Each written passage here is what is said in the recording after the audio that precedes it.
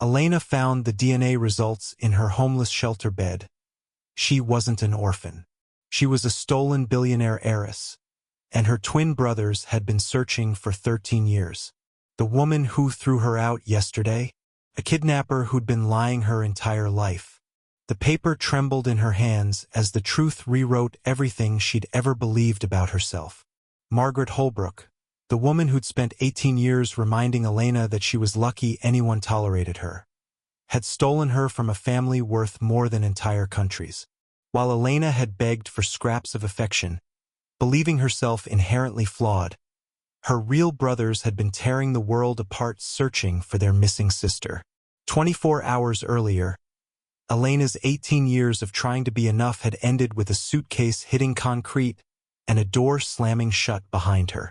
The late afternoon sun had cast long shadows across the suburban driveway, but Elena had felt nothing but cold. Behind her, the front door she'd walked through as a confused 5-year-old had closed with a finality that echoed through her chest. Before we continue, if you want to know how Rose completely outsmarts her husband and reclaimed her dignity, hit that subscribe button right now and drop a comment where you are watching from. Believe me, you don't want to miss what happens next. No raised voices. No tears. Just the mechanical sound of locks clicking into place, sealing away 13 years of walking on eggshells and begging for scraps of affection that never came. Margaret Holbrook had perfected the art of appearing loving in public while destroying Elena's spirit behind closed doors. To everyone else, they were the generous couple who'd taken in an unfortunate child. But now, staring at laboratory proof that she belonged to the Blackwood Empire, a name that graced skyscrapers and commanded global respect, Elena realized every moment of rejection had been built on a foundation of lies. The neighbor's windows had reflected the dying light as she'd picked up that battered suitcase, the same one that had held her few belongings when she'd first arrived, though Margaret had made sure Elena couldn't remember that day. Elena's throat had burned as she'd taken her first steps away from the only home she'd known, carrying the weight of one devastating question. Why wasn't I enough? What Elena hadn't known was that 2 identical pairs of green eyes exactly like her own, were staring at a photograph 3 states away, whispering the same desperate prayer they'd whispered every night for 13 years. Sebastian and Adrian Blackwood had built an empire fueled by their determination to find their stolen sister, never knowing she was suffering in plain sight, believing herself unwanted by everyone who had ever known her. But as Elena held the DNA results that would reunite her with unimaginable wealth and unconditional love, she had no idea that her brothers were already racing through the night to bring their princess home. The truth is out, my lovelies, but Elena's journey to accepting it has only just begun. Elena's fingers went numb around the suitcase handle as she reached the end of Maple Street, the same street where she'd learned to ride a bike alone while other children had parents cheering them on. Every step away from the Holbrook house felt like walking through quicksand, each movement requiring a conscious decision to keep going when everything inside her wanted to collapse. The local coffee shop's warm glow spilled onto the sidewalk, and through the window, Elena could see families sharing dessert, couples laughing over steaming mugs, teenagers doing homework while their parents waited patiently nearby. The sight twisted something deep in her chest. She'd spent years watching scenes like this, wondering what invisible flaw made her unworthy of such simple, unconditional care. All Elena had ever wanted was to belong somewhere, not to be tolerated, not to be reminded daily of her debt of gratitude, but to simply exist without apology.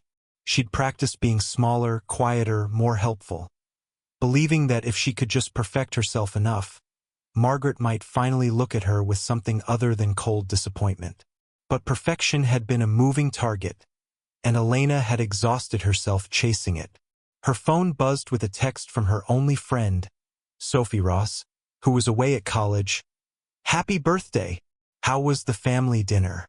Did they finally get you that car?" Elena stared at the message, her vision blurring. Sophie believed Elena came from a loving family because Elena had become a masterful storyteller, crafting tales of birthday celebrations and family traditions that existed only in her imagination. Meanwhile, 300 miles north in the gleaming headquarters of Blackwood Industries, Sebastian Blackwood paced his corner office while his twin brother Adrian sat motionless at the massive oak desk. The brothers shared the same restless energy, the same piercing green eyes, and the same devastating wound that had shaped their entire lives. "She turned 18 today," Sebastian said quietly, his voice carrying 13 years of grief. "Somewhere out there, our sister became an adult, and we still don't know if she's safe, if she's happy, if she even remembers us." Adrian's jaw tightened as he stared at the age progression photograph their private investigators had created. An image of what their baby sister might look like now. The same eyes, the same determined chin, but older, changed, possibly broken by whatever life she'd endured without them. "The investigators found 3 more leads last week," Adrian said, though his voice carried little hope. They'd followed hundreds of leads over the years, each one ending in heartbreak. "Girls who match her approximate age and description. We'll start the DNA testing process tomorrow." What they didn't know was that their sister was currently sitting on a park bench 6 blocks away from that coffee shop, using public Wi-Fi to search for homeless shelters, believing herself to be completely alone in the world. The cruel irony would have shattered them. While Elena was learning to survive on scraps of affection, her brothers had built an empire fueled by their determination to find her and the resources to protect her once they did. But some betrayals run so deep that when the truth finally surfaces, the rescue comes almost too late. The rain started as a whisper against Elena's skin, but within minutes it became a relentless downpour that soaked through her thin jacket and turned the park bench into a small river. She clutched her phone tighter, watching the battery percentage drop to 15% as she scrolled through shelter websites that all seemed to have the same message. No availability. Waiting list only. Elena's teeth began to chatter, but it wasn't just from the cold.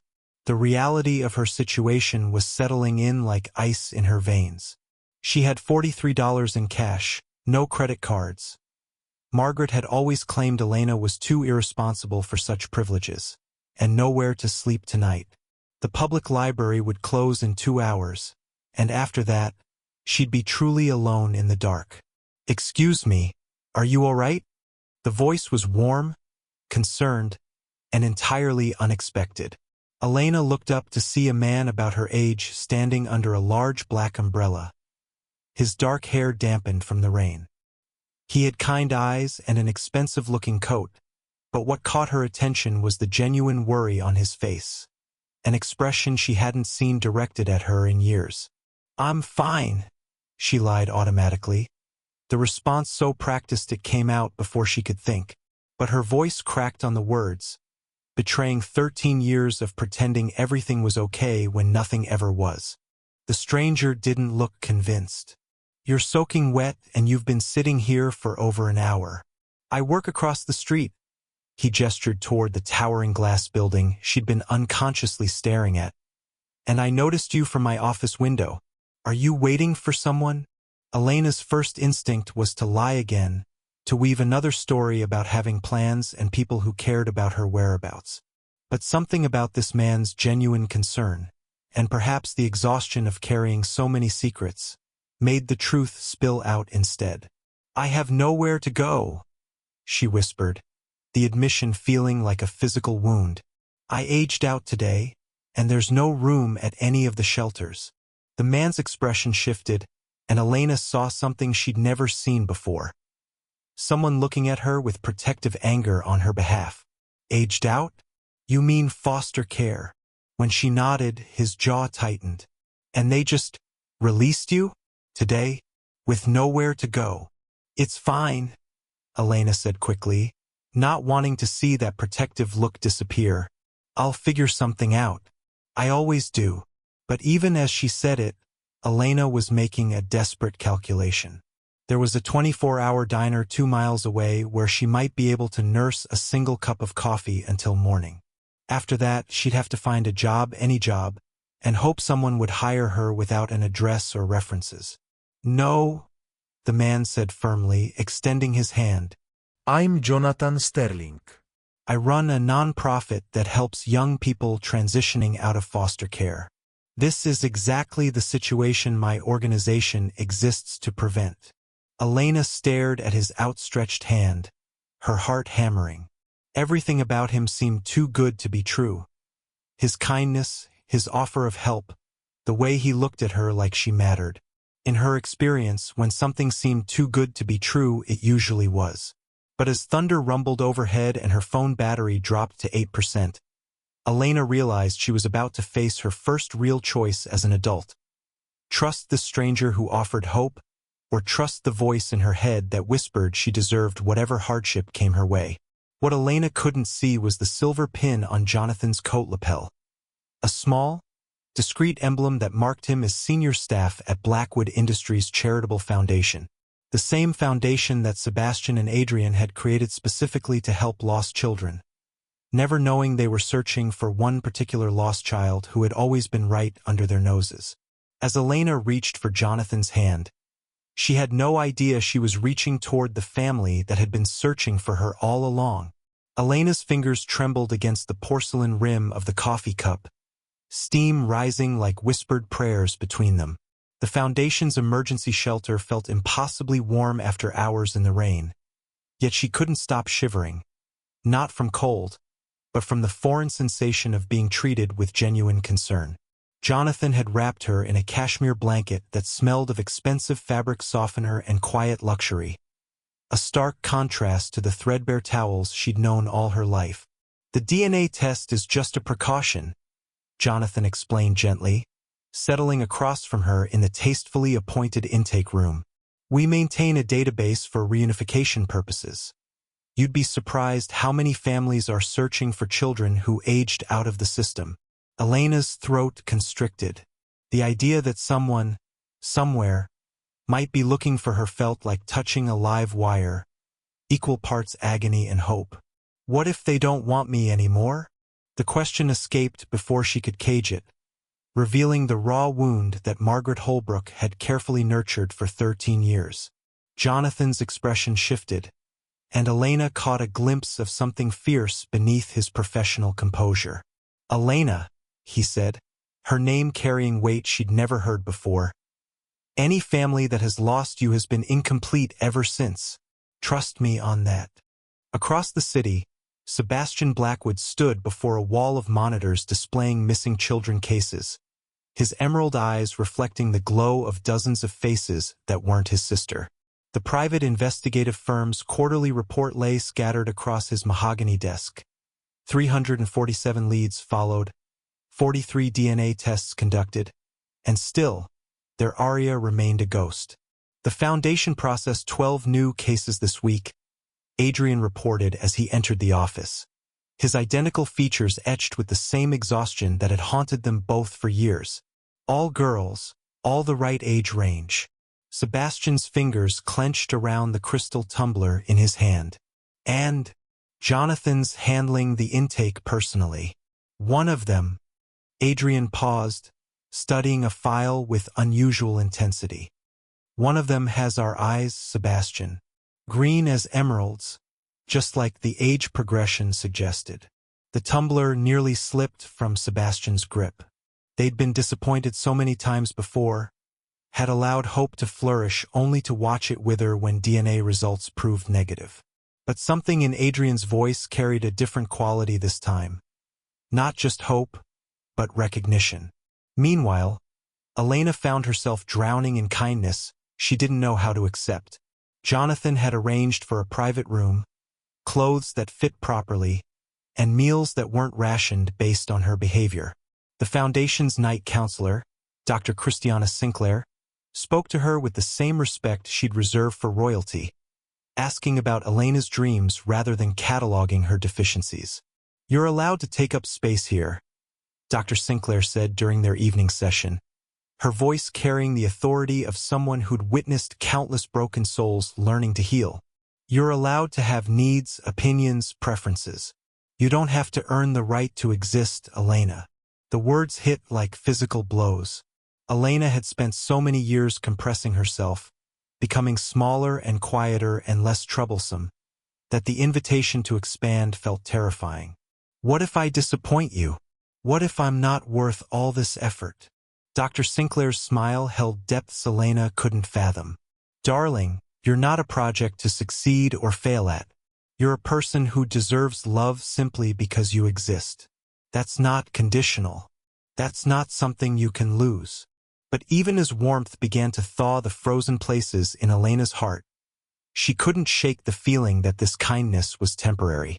People like her didn't get fairy tale endings. People like her learned to survive, not to flourish.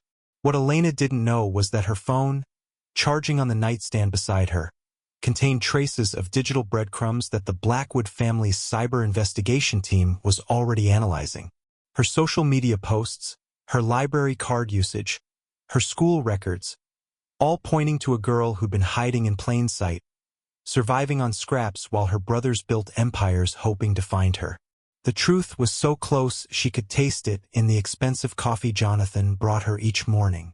But sometimes the very proximity of redemption makes the fear of losing it even more devastating. As Elena dared to hope for the first time in years, she had no idea that her salvation wasn't just possible. It was already walking through the Foundation's doors. The tension is building. Elena is starting to trust, but her deepest fears are fighting against the love that's finally reaching for her. The DNA results arrived on a Tuesday morning that would forever divide Elena's life into before and after. Jonathan's hands trembled as he read the laboratory report, his usually composed demeanor cracking like ice under pressure. Elena watched his face transform, shock, then something resembling reverence, then a protective fury that made her instinctively step backward. "Elena," he whispered, "we need to call the Blackwood brothers immediately." Who? The name meant nothing to her, but Jonathan's reaction suggested it should mean everything. "Your family. Your real family." His voice broke on the words. "You're Arya Blackwood. You're their sister." The room tilted sideways. Elena gripped the desk, her legs suddenly refusing to support her weight. "That's impossible. I don't have a family. I was abandoned. You were kidnapped." Jonathan's words fell like hammer blows. "Taken from your nursery when you were 5 years old. Your brothers have been searching for you every single day for 13 years.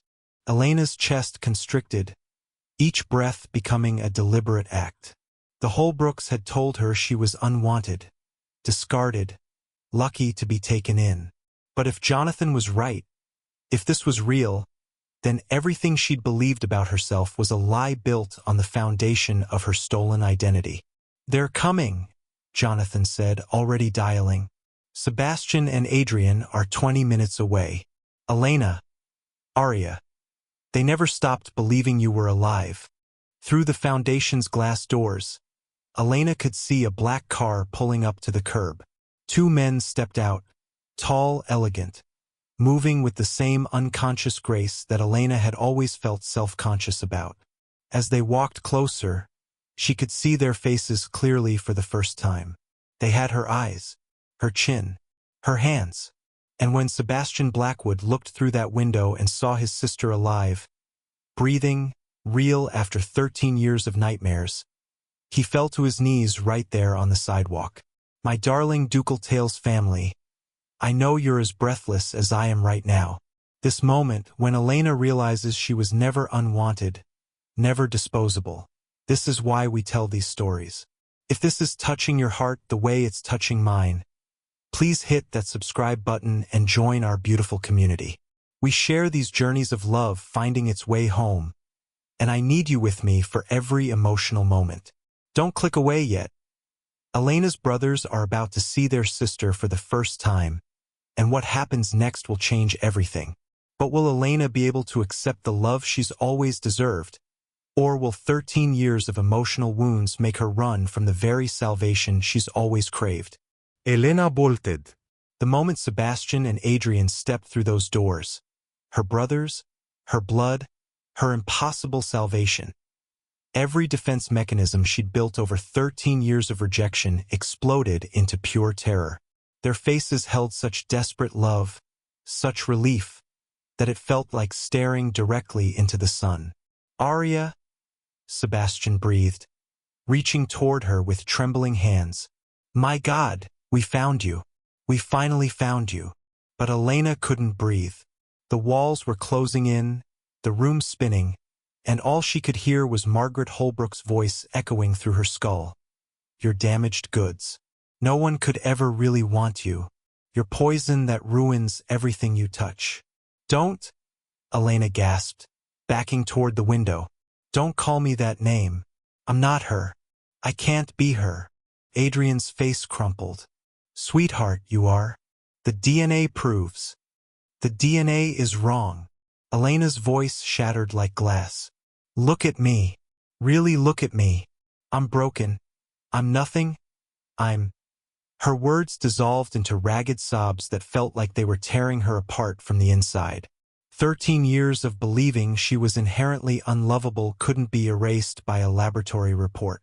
These beautiful, successful men who moved through the world with confidence and grace, they belonged to someone else. Someone worthy. Someone who hadn't spent years begging for scraps of affection and failing even at that. "I've ruined everything I've ever touched," Elena whispered. "I'll ruin you too.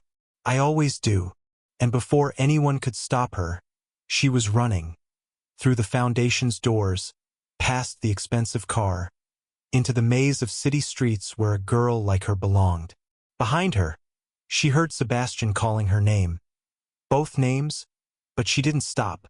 She ran until her lungs burned and her legs gave out, collapsing in an alley that smelled of desperation and broken dreams. The rain had started again, washing away the last traces of hope she'd foolishly allowed herself to feel.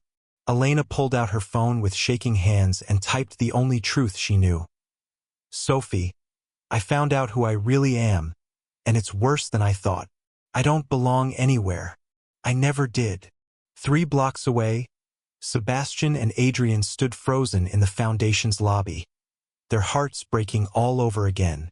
This time, they'd actually touched their sister's hand, heard her voice, looked into eyes identical to their own, only to watch her disappear into the night, convinced she was worthless.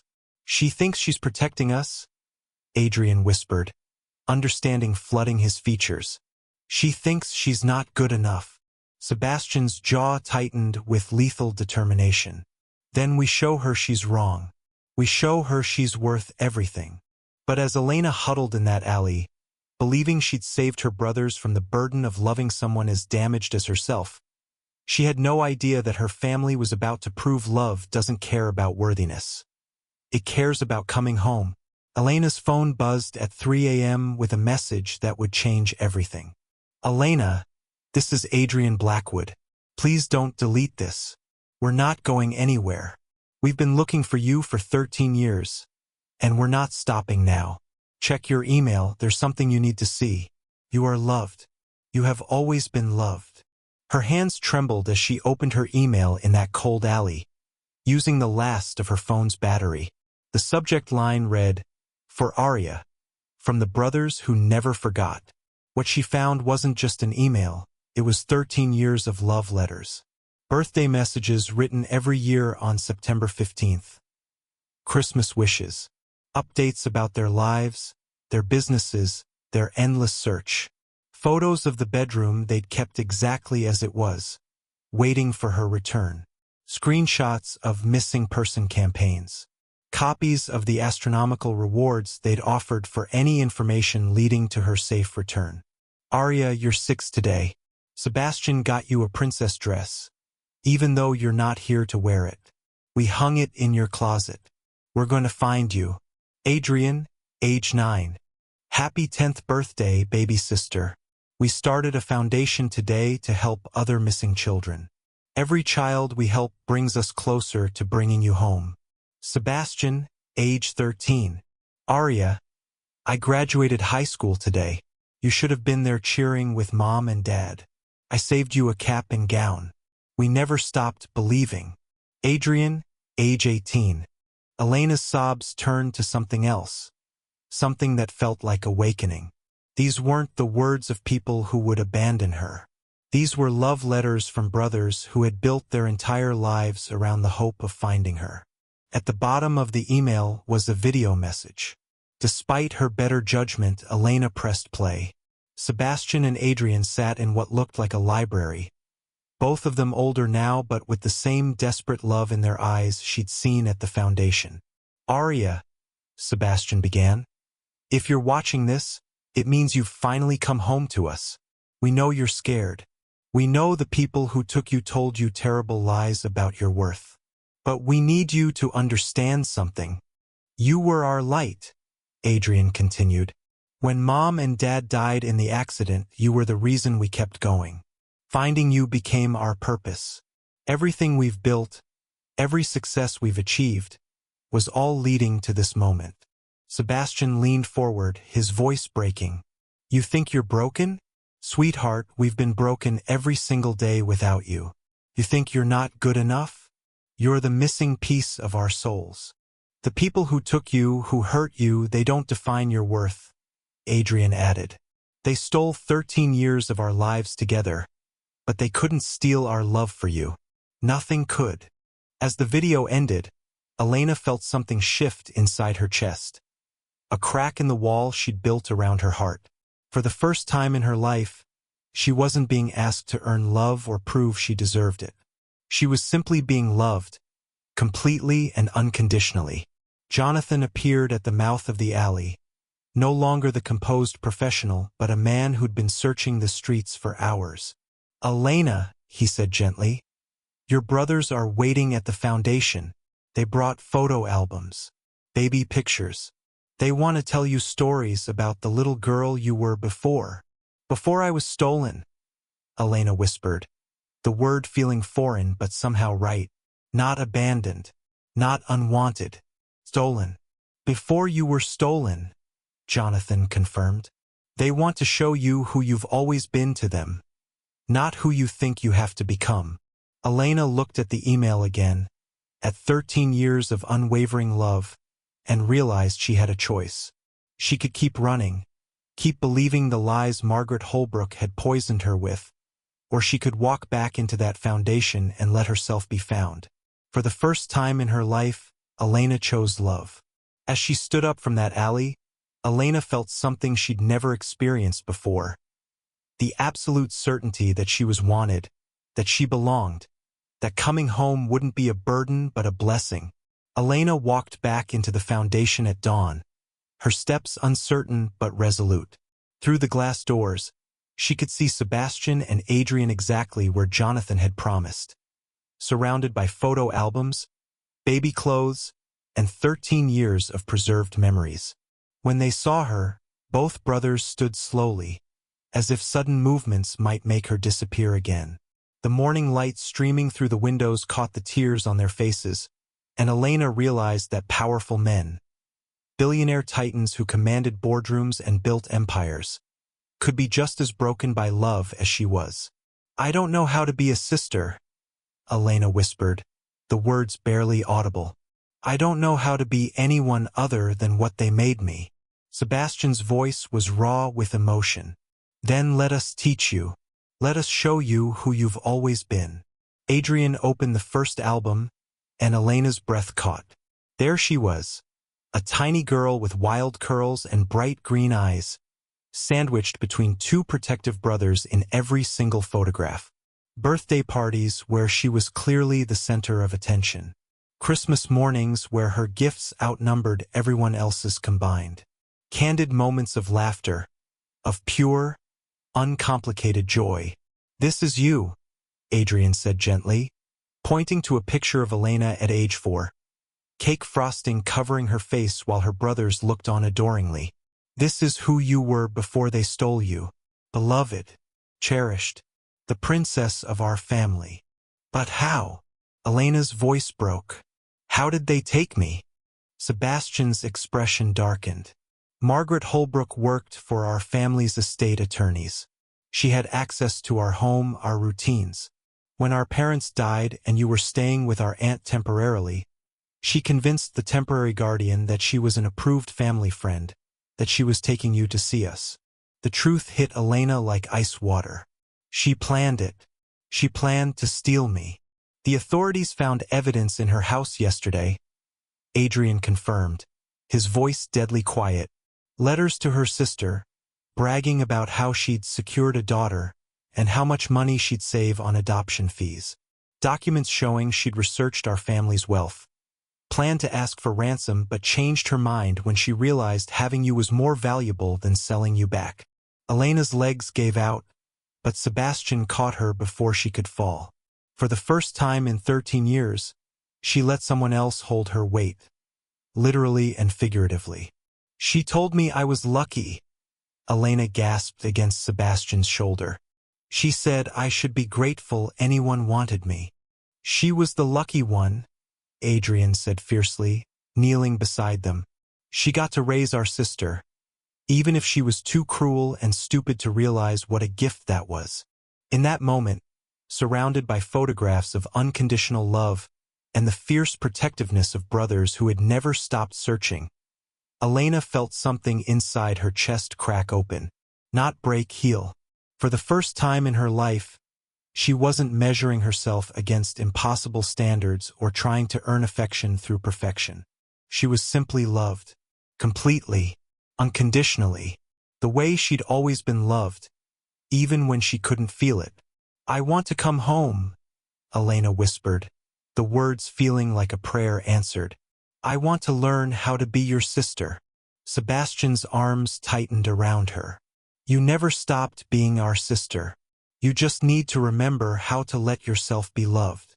As police sirens wailed in the distance, heading toward the Holbrook house where Margaret would finally face justice for kidnapping and child abuse, Elena closed her eyes and let herself fall into the safety she'd always deserved.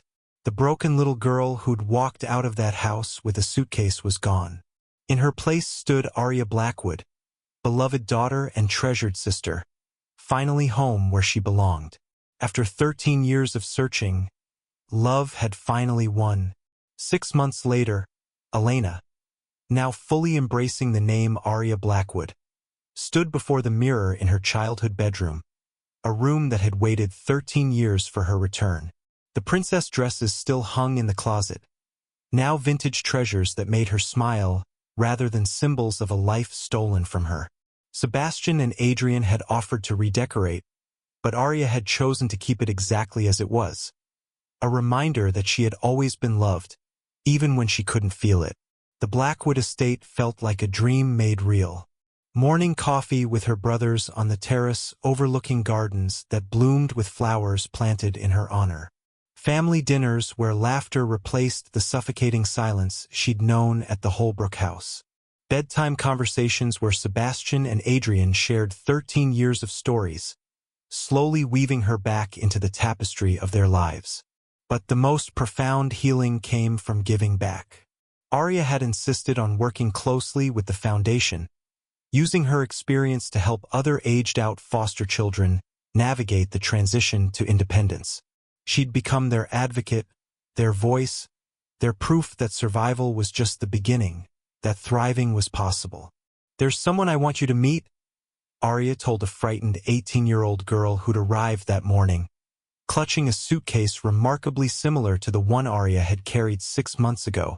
Her name is Sophie Whitmore, and she's been exactly where you are. She's going to show you that you're not alone. The girl's eyes, hollow with the particular despair of believing yourself unwanted, reminded Arya of her own reflection in that coffee shop window. But now Arya could offer something she'd never received: immediate, unconditional acceptance and the promise that love wasn't something you earned, but something you deserved simply by existing. Margaret Holbrook had been sentenced to 15 years in prison for kidnapping and child abuse. During the trial, Arya had chosen not to testify, not from fear, but from peace. Margaret had already lost the only thing that mattered, the power to make Arya doubt her worth.